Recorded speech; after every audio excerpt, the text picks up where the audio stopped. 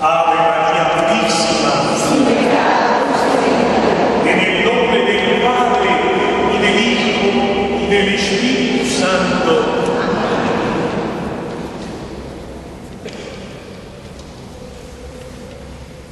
Hace unos días atrás me decía una persona muy indignada, no conmigo, creo que conmigo no pedía respuestas, quizás con Dios. Me decía: Padre, yo no puedo entender por qué Dios es tan injusto. Claro, yo abrí los ojos así, como dos huevos, bien grandes. ¿Por qué? Le digo: porque, Padre, ¿sabe qué? Me da la impresión de que Dios a algunos les da muchos y a otros les da poco. ¿Saben qué, mis hermanos queridos? Hay un mal en el mundo que se llama la envidia. ¿Qué es la envidia? La envidia es entristecerme por el bien del otro. En eso consiste la envidia. Cuando dice: Padre, que la gente me envidia, diría un compañero mío: ¿y vos, mía? ¿Y vos? No. Porque miren, Dios, si hay algo de lo que tenemos que estar convencidos, Dios da a cada uno lo que necesita. Pero ¿saben lo que pasa, mis queridos hermanos? ¿Cuál es el gran problema del que envidia? El que vive comparándose con el prójimo y dice: ¿por qué a él le da más que a mí? En el fondo es un envidioso. Y el envidioso vive triste. ¿Y saben por qué el envidioso vive triste? Padre, yo vivo triste porque sos envidioso o envidiosa. ¿Saben por qué, mis queridos hermanos? Porque hay un gran pecado, el que pocas veces nosotros nos confesamos, y es el pecado de la ingratitud. ¿Cuál es el pecado de la ingratitud? El no ser lo suficientemente agradecidos. Nos vivimos comparando con el prójimo y no somos capaces de agradecer todos los días lo que Dios te da a ti. Y vivimos quejándonos: ¿y por qué no me alcanza la plata? Tranquilo, ni tampoco.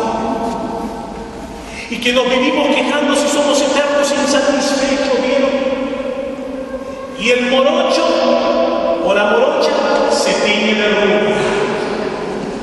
Y la rubia se tiñe de morocha. Y el que es alto, ¿por qué no soy un poco más bajo? El que es bajo, ¡ay, qué suerte que tenés vos, que sos alto! ¿Viste? Y vivimos siempre, entonces, el que es blanco, ¿qué hace? Va a la sopa y a broncearse y tener un tonito más oscuro en la piel. El que es oscuro, ¿qué hace? Lo que hacía un artista famoso, no voy a decir el nombre, se hace una operación para quedarse blanco. ¿Viste? El que tiene ojos negros se pone pupilentes para que, ¿viste? No sé cómo le llaman a esta pupilente. Lente de contacto para ponerse ojos verdes. Los que tenemos ojos verdes, no se van a quedar. Nos tenemos que poner lentes de sol porque nos molestan mucho y nos indignan. Y vivimos eternamente insatisfechos. Y por eso vivimos tristes. Recuerdo un año que me había ido a tocar a misionar bien al norte de la provincia de Córdoba, en un lugar súper pobre, tan pobre no había agua potable cerca de las salinas. El agua que se extraía de allí era agua salada, no se podía beber, era impedible esa agua, por eso tenía que venir un camión cisterna hasta ese pueblito, porque era un rodeo, bien en la campana. No crecían pasto, no crecía árboles, porque evidentemente un terreno lleno de salitre impedía que creciera vegetación. Había ocasión la gente se dedicaba a la cría de cabras. Las cabras comían cualquier arbustito que había por ahí. No había luz, no había rutas de fácil acceso. Pero ahí íbamos a misionar con un grupo de personas. Y un día me tocó visitar una casa, una casita muy humilde, escondida detrás de un árbol. En esa casita vivía un hombre que se dedicaba al obraje. ¿Saben lo que es el obraje? A recoger leña. Leña que después la vendía y era su manera de vivir. Y su casa era un cuartito de 2,5 metros por 2,5 metros, esa era su casa. Era de pared de tierra, doble, y techito de paja. Me llamó la atención que cuando fui en esa casita, bien humilde, el piso era de tierra, pero bien limpito, la camita bien tendidita. Y él se alegró en ese momento cuando lo fuimos a visitar y agarró un cajón de manzana, pero no de esos de manzana de ahora, esos que son maderitas finitas que se rompen, no, esos cajones de antes de manzana, lo puso en el piso. Su cocina era un hueco que había en la tierra, le ponía leña, puso la pava, calentó para tomar los mates. Ahí toman mate muy dulce, con yuyos, unos mates riquísimos. Dicen, los uruguayos toman mate dulce, es un crimen. Pero hay mates dulces que son riquísimos, riquísimos, riquísimos. El hombre puso encima de ese carbón que iba a ser de asiento un cuerito de oveja. Fue a la pieza, agarró una cajilla de cigarrillos, tenía un solo cigarrillo. Y como si fuera hoy, me acuerdo, agarró la cajita, abrió, sacó el cigarrillo y me dijo: padre, ¿usted fuma? Y la alegría que tenía esa persona de vivir en lo que nosotros podemos decir la más absoluta pobreza, pero una persona que vivía alegre, aún en medio de todas las carencias. Y cuando empezamos a hablar con él, y él a cada rato salía de su boca, decía: porque gracias a Dios, porque gracias a Dios, porque gracias a Dios pude trabajar, porque hoy gracias a Dios pude vender la leña, porque hoy gracias a Dios, qué lindo, ¿no? Y esa gratitud, mis queridos hermanos, aún en medio de esa gran pobreza en la que estaba viviendo ese hombre, en ese lugar, apartado de todo, lejos de todo, reconocer que aún en medio de esa pobreza era objeto de bendición y de protección de Dios. Y mis hermanos queridos, nosotros a veces tenemos tanto para agradecer a Dios, pero nuestra ingratitud, o mejor dicho, nuestra ceguera, porque el pecado nos hace ciegos, dice Santo Tomás. Este pueblo me honra con sus labios, pero su corazón está lejos de mí, dice la palabra de Dios. Muchas veces vemos, pero somos como ciegos. No somos capaces de ver más allá de todos los problemas. ¿Y saben qué? Es que todos tenemos problemas, mis queridos hermanos, pero que los problemas no dejen de provocar en tu corazón la gratitud, la acción de gracias que todos los días debemos declarar a Dios, porque sabes que tú y yo tenemos en la vida más de lo que le pedimos a Dios. Se los aseguro, se los aseguro. En el año 2003, cuando yo casi quedo paralítico, con el Guillem Papé que había tenido, yo tuve conciencia mucho tiempo después de explicar la gravedad de la enfermedad que yo había tenido. El Guillem Papé que te deja prácticamente cuadripléjico en una silla de ruedas. ¿Saben qué? Hasta ese momento yo nunca le había agradecido a Dios en poder caminar. Tuve que quedar casi intacto para darme cuenta del don maravilloso de poder caminar. Pregunto, ¿tú le pides a Dios todos los días poder caminar? ¿Tú le pides a Dios todos los días poder ver? ¿Tú le le pides a Dios todos los días, como decía mi mamá, hijo querido, cualquier enfermedad es grave, pero la cabeza debe ser lo más triste que hay. Lo más triste que hay, una persona enfermita de la cabeza, mamá siempre decía, ay, hijo querido, que Dios nos libre de ese mal. Tú le pides a Dios solamente música todos los días, seguramente no. Tú le pides a Dios todos los días el poder comer. Y Dios todos los días te da eso y mucho más. ¿Y cuántas veces tú se lo agradeces a Dios? Porque vivimos quejándonos de lo que no tenemos. Vivimos lamentándonos de nuestros fracasos, de lo que no pudimos lograr. Y todos en la vida no podemos tener absolutamente todo, pero sí, en el fondo podemos tenerlo todo. Porque cuando uno comprende que teniendo a Dios tiene todo, deja de quejarse.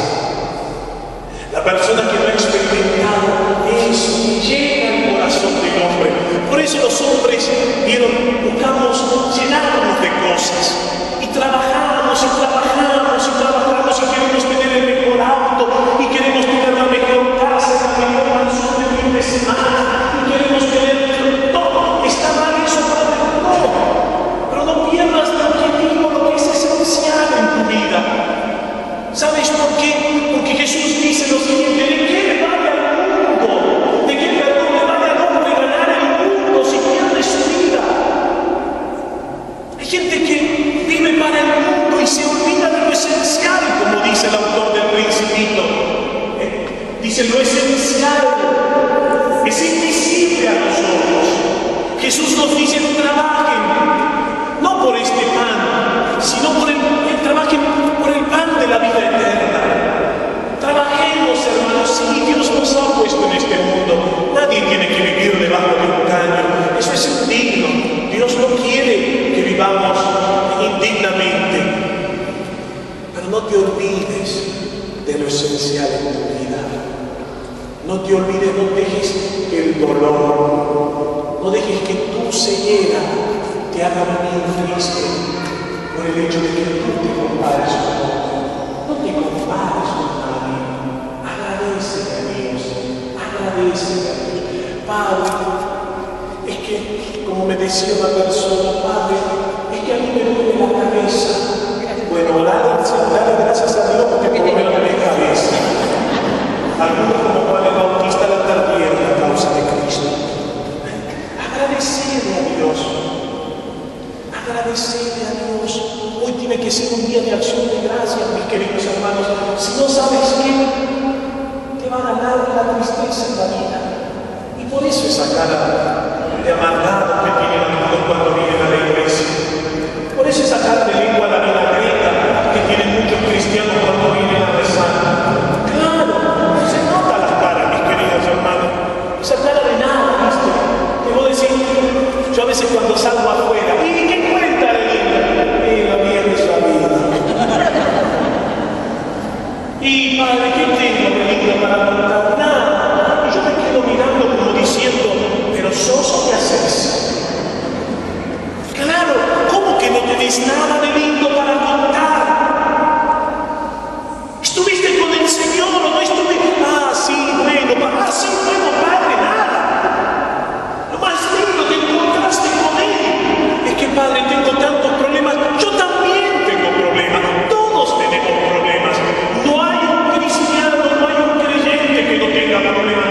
No hay un ser humano que no tenga problemas.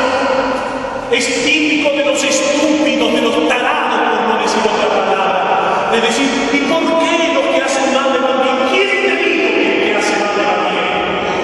Eso es lo que vos creés. Esa es la apariencia, lo que vos ves por fuera. Pero nunca envidies al otro, no quieras meterte en el zapato del otro. Porque hay gente que tiene la capacidad de maquillarse bien y de disimular muy bien las arrugas. Como hay gente que tiene la capacidad de hacer una mentira de su